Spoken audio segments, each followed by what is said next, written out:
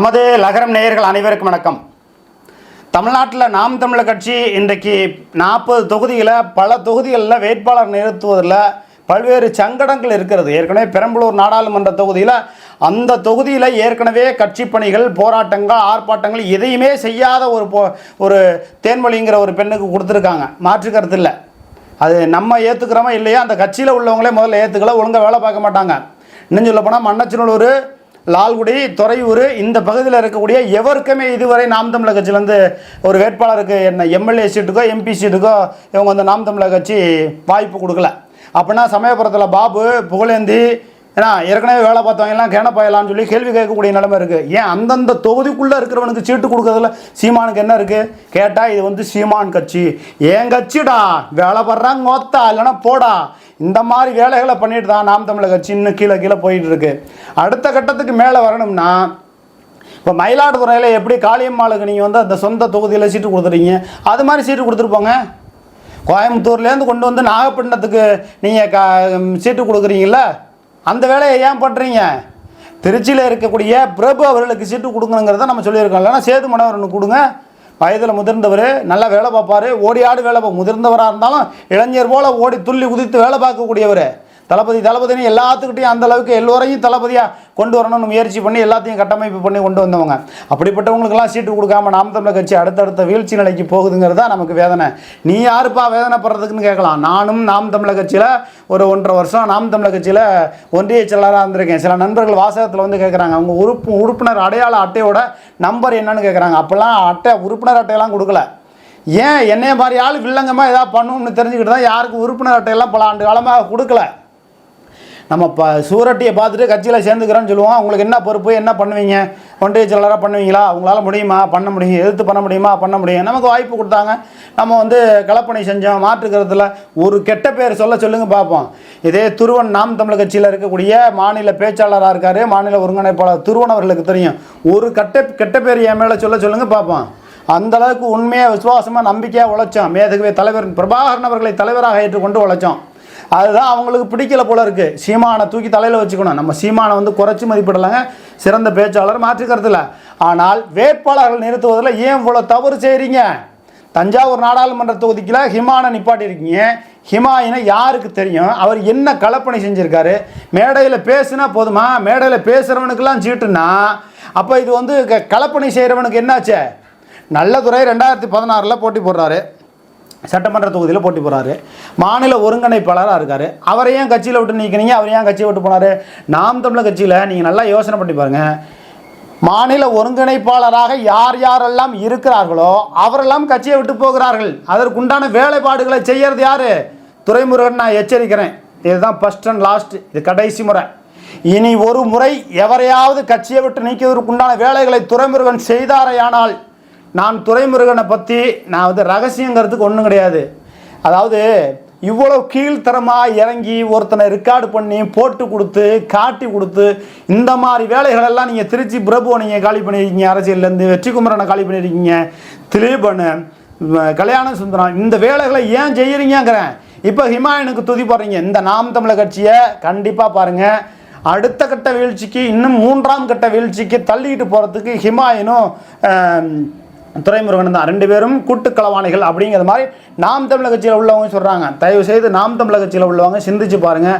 நாம் தமிழர் கட்சியில் இருக்கக்கூடிய கல்யாண சுந்தரம், திலீபன், வெற்றிக்குமரன் போன்றவர்கள்லாம் கட்சியிலேருந்து வேறு கட்சிக்கு, மாற்று கட்சிக்கு வெறுப்புக்கு ஆளானதற்கு காரணம் துரைமுருகனும் ஹிமாயனும் அப்படிங்கிறாங்க. ஆகையினால நாம் தமிழர் கட்சி ஒன்றுபட வேண்டும், அது வென்றாக வேண்டும். தமிழ் தேசியத்தை கொண்ட கட்சி.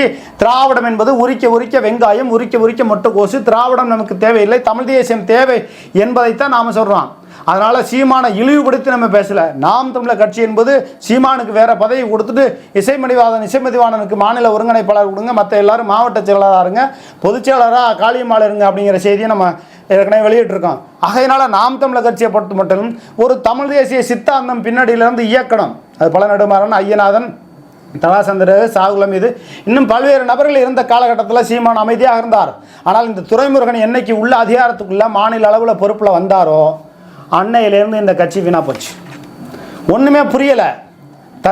அதாவது தரிசாக கிடந்த நிலத்தில் அரிசி வளர்ந்தால் தற்பேன் கூலப்பைய சும்மா இருப்பானாங்கிறது மாதிரி திடீரென்று திருச்சி மாவட்டத்துக்குள்ளே ஒரு பாசறை பொறுப்பில் இருந்தவரை திடீர்னு மாநில பொறுப்பில் கொடுத்தவனையும் ஒன்றும் புரியலை, தலைகால் புரியலை இந்த துரைமுருகனுக்கு. ஒரு விஷயத்தை தெரிஞ்சுக்கிடுங்க துரைமுருகன் அவர்களே, நீங்கள் இந்த ஹிமாயனுக்கு சொம்படிக்கிறீங்க, உங்களுக்கு அவர் சொம்படிக்கிறார், அத்தோடு நிப்பாட்டிங்க.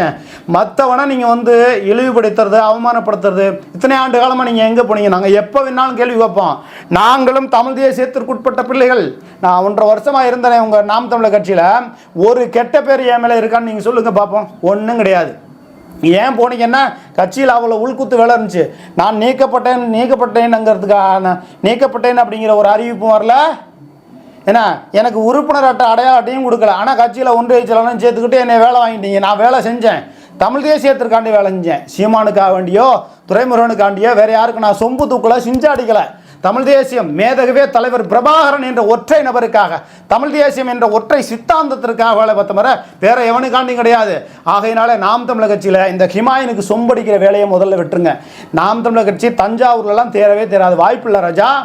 நிச்சயமாக மயிலாடுதுறையில் காளியம்மாள் பெருவாரியான வாக்குகளை பெறலாம், வெற்றிக்கான முயற்சிகளையும் மேற்கொள்ளலாம், தவறில்லை. அந்த அளவுக்கு அவங்க போவாங்க. அதே போல் கோயம்புத்தூர்லேயும் கார்த்திகாங்கிற பெண் வந்து நிச்சயமாக அவங்க வந்து அடுத்த கட்ட நிலைமைக்கு போகிறதுக்கான வாய்ப்பு இருக்குது. ஏன்னா பாஜக வெறுப்பு ஓட்டுகள் நாம் தமிழர் கட்சிக்கு அங்கே கிடைப்பதற்கான வாய்ப்பு இருக்குது. அதாவது சீமானுக்காண்டி ஓட்டு கிடைக்கும், சீமானுக்காண்டி ஓட்டு கிடைக்குங்கிற முதல்ல இந்த வேலையை விட்டுருங்க. தமிழ் தேசியம் என்ற ஒன்று, மேதகவே தலைவர் பிரபாகரன் என்ற ஒற்றை குடையின் கீழ் நாம் அனைவரும் ஒன்றாக இணைந்து நாம் தமிழர் கட்சியை வலுப்படுத்தணும் அப்படிங்கிற ஒரு கொள்கையோட போங்க. இன்னைக்கு சீமான் இருக்கலாம், நாளைக்கு போகலாம். என்ன, ஒரு மனிதனுடைய பிறப்பு இறப்பு என்பது எப்போ வேணாலும் நடக்கலாம். சீமானுக்கு பிறகு நாம் தமிழர் கட்சி என்ன ஆகும்? துரைமுருகன்லாம் எடுத்து இந்த கட்சியை கொண்டு போக முடியுமா? எத்தனை சேட்டை பண்ணிக்கிட்டு எத்தனை பேர்த்த கட்சியை விட்டு காலி பண்ணியிருக்கீங்க. நாம் தமிழர் கட்சியில் இருக்க முத்துக்குமாருக்கு, புதுக்கோட்டை முத்துக்குமாருக்கு விடுதலை புலி அமைப்பில் இருந்த 3 ஆண்டு காலமாக இருந்த விடுதலை வீரன், தமிழ் தேசிய விடுதலை போராளி. அந்த விடுதலை போராளிக்கு என்ன நினைவு மண்டபம் கட்டியிருக்கா நாம் தமிழர் கட்சி? கட்டலை. அப்போ அதாவது முத்துக்குமாரோட படுகொலை எப்படி நடந்தது, யாரால் நடந்தது, அது காங்கிரஸ் வசமாக இருந்து வந்த ஒரு தூது மூலமாக நடந்த சம்பவம். அதில் சீமானுடைய பெயரும் சந்தேகப்பட்டியலில் இருக்குது. அப்படிங்கிற பட்சத்தில் தான் சீமான் வேறு முடிவு எடுத்து காளிமுத்து ஐயா மகளுக்கு மறுமணம் அப்படின்னு பல்வேறு விஷயங்கள் வந்தது. நம்ம உள் விஷயத்தை மற்றவங்க மாதிரி நாகரிகமற்ற முறையில் நம்ம செய்தி வெளியிட மாட்டோம், அது தவறு. ஆனால் இந்த நாம் தமிழர் கட்சியினுடைய வீழ்ச்சிக்கு இனி துரைமுருகன் எந்த காலகட்டத்திலையும் ஒருவரை நீக்குவதற்குண்டான வேலைகளை நீங்கள் செய்தாரேனால், கொள்கை பரப்பு செயலாளர்னா கொள்கை பரப்பு வேலையை மட்டும் பாருங்க. உங்களுக்கு வேட்பாளரை போடுவதற்கு யார் அனுமதி கொடுத்தது? தமிழ்நாடு முழுவதுமாக மருத்துவர்களை நீங்கள் வேட்பாளராக நிறுத்துறீங்க. களத்தில் நின்று வேலை பார்க்குறவனுக்கு பெரம்பலூரில் சேசுங்கிறவருக்கு மாவட்ட செயலாளர், மற்ற யாருக்கு களத்தில் நிற்கிறவங்களுக்கு வேட்பாளர் கொடுக்காம எவனா வசதி படைச்சவனா கொண்டாந்து சீட்டு கொடுக்குறது. வருகிற 2026 மண்ணச்சநல்லூர் சட்டமன்ற தொகுதிக்குள்ளே இருக்கிறவனுக்கு சீட்டு கொடுக்காம மட்டும் இருங்க. என்ன நடக்குதுன்னு பாரு. நீ தான் கட்சிக்குள்ளே இருக்க, நீ என்ன பேசலாம்? தமிழ் தேசியம் என்பது அனைத்து தமிழருக்கும் சொந்தமானது. அது சீமானுக்கோ துரைமுருகனுக்கோ எந்த வெங்காயத்துக்கு இங்கே கிடையாது. நம்ம சீமானை குறைச்சி மதிப்பிடலை. ஆனால் சீமானுக்கு கீழே இருக்கக்கூடியவர்கள் துரைமுருகன் இந்த கட்சியை நிச்சயமாக வேட்டை விடுவார், நாட்டையே போடுவார். அதற்குண்டான வேலைகளை பாஜகவே துரைமுருகனுக்கு சொல்லிக் கொடுத்து சில வேலைகள் எல்லாம் செய்வதாகவும் சொல்லப்படுகிறது. இருந்தாலும் இந்த தஞ்சாவூர் நாடாளுமன்ற தொகுதியில் ஹிமாயின் பெரிய அளவுக்கு ஒன்றும் போராளி கிடையாது. அப்படியே சிஞ்சா தட்டி இன்னுமே பெரிய போராளி மாதிரி மேடையில் பேசுகிறவங்க போனால் ஓட்டு வாங்கிட முடியுமா? முதல்ல சீமான் மக்கள் பிரதிநிதியாக முடிஞ்சிச்சா? ஆகையினால இந்த ஹிமாயின் வந்து நாடாளுமன்ற தொகுதியில் அப்படியே 2வது இடத்துக்கு வருவார், பெரிய அளவுக்கு ஓட்டு வாங்குவார். அந்த மாதிரி கனவெல்லாம் காணாதீங்க, அது சாத்தியப்பட்டு வராது. மன்னார்குடியில் இருக்கக்கூடிய சாராய ஆலை டிஆர் பாலுவுக்கு உள்ள உறவினர் சாராய ஆலையை எதிர்த்து இதுவரையிலும் ஹிமாயின் ஏதாவது போராட்டம் ஏற்பாடு பண்ணியிருக்காரா? தஞ்சாவூர் நாடாளுமன்ற தொகுதிக்குள்ளே இருக்கக்கூடிய திருக்காட்டுப்பள்ளி எங்கே இருக்குன்னு தெரியுமா? அங்கே போய் முட்டுச்சந்தில் என்னென்ன சரக்கு ஓடுது, என்னென்ன கண்டுபிடிக்க முடியுமா? அங்கே உள்ள யூனியனில் என்னென்ன ஊராட்சி ஒன்றியத்தில் ஊழல் முறையீடு நடந்துட்டு இருக்கிறத கண்டுபிடிக்க முடியுமா? தஞ்சாவூரில் மணல் கொள்ளை எந்த அளவுக்கு நடந்துச்சு அதை போய் முற்றுகையிட்டு போராட்டம் பெரிய அளவுக்கு நடத்தி ஏதாவது 10 லாரியை சிறைப்பிடிக்கக்கூடிய அளவுக்கு அப்படியே போய் பெரிய அளவுக்கு போராட்டம் பண்ணியிருக்கீங்களா? இந்த செங்கிப்பட்டி பக்கத்தில் என்னென்ன அந்த மக்கள் பாதிக்கப்படுகிறார்கள் என்பதை எண்ணி நீங்கள் போராட்டம் பண்ணியிருக்கீங்களா? தஞ்சாவூர் பெரியார் அந்த மருத்துவமனையில் என்னென்ன ஊழல் முறைகேடு நடக்குதுங்கிறது தெரியுமா?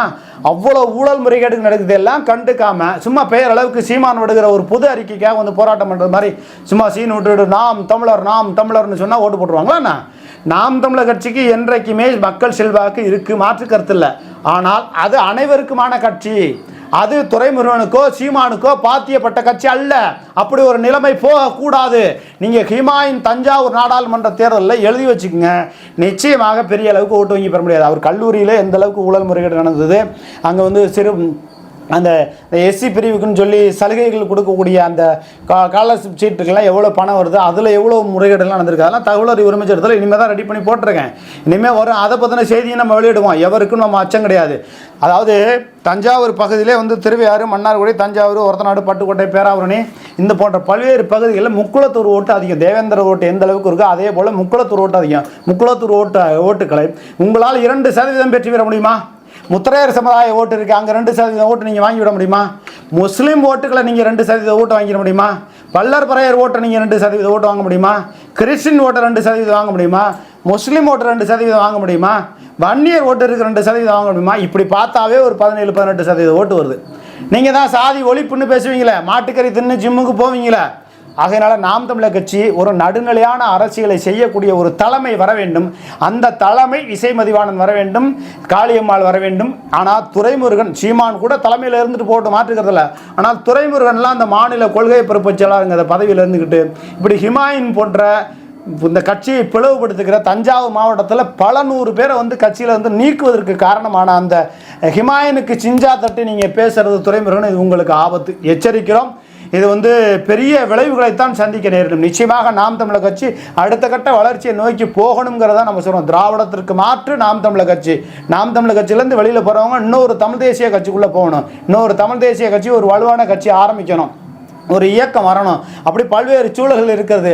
ஆனால் இந்த நாம் தமிழர் கட்சியை ஆட்டையப்படுவதற்கு துரைமுருகன் என்ற ஒரு கருங்காலி கூட்டம் ஹிமாயினோடு சேர்ந்து ஒரு திட்டமிட்டு கொண்டு இருக்கிறது. சீமான் எச்சரிக்கையாக இருக்கணும். நாம் தமிழர் கட்சியில் சீமானுக்கு பல்வேறு தகவல்கள் போவதில்லை. சீமான் உண்மையாகவே நல்ல போராளி தான், மாற்று கருத்து கிடையாது. நல்ல பேச்சாளர் தான், மாற்று கருத்து கிடையாது. அவருடைய பேச்சை என்றைக்குமே கேட்டுக்கொண்டு இருக்கணும் போட்ட எண்ணம் தோன்றும். ஆனால் அது செயல் வடிவத்திற்குள் கொண்டு வர வேண்டும். இவர் பொதுச் செயலராக வந்து மற்றவங்களெல்லாம் மாவட்ட செயலராக போட்டு அப்படி ஒரு கட்சி கட்டமைப்பை கொண்டு போங்க சொன்னால் இவர் வேற மாதிரியான அரசியலை கொண்டு போறார். துரைமுருகன் இந்த கட்சியை ஆட்டை போடுவதற்கு முயற்சி செய்கிறார். அதனை தடுப்பதற்கு உண்டான வேலைகளை சீமான் முயற்சி செய்து கட்டுப்பாட்டுக்குள்ளே கொண்டு வரணும். இல்லை என்றால் வெளிநாடு வாழ் தமிழர்கள், நாம் தமிழர் கட்சியில் ஒதுக்கப்பட்டவர்கள், நீக்கப்பட்டவர்கள், காத்திருப்பு பட்டியலில் இருக்கிறவங்க எல்லாரும் சேர்ந்து ஒரு இயக்கம் தொடங்க வேண்டிய ஒரு நிலைமை வரும். நிச்சயமாக அதற்குண்டான வேலைகள் நடக்கும். அந்த ஒரு நிலையை நாம் தமிழர் கட்சி சீமான் வந்து உருவாக்கிவிட வேண்டாம் என்பதை தான் அந்த செய்தி வாயிலாக தெரிவித்துக் கொள்கிறோம். நன்றி, வணக்கம்.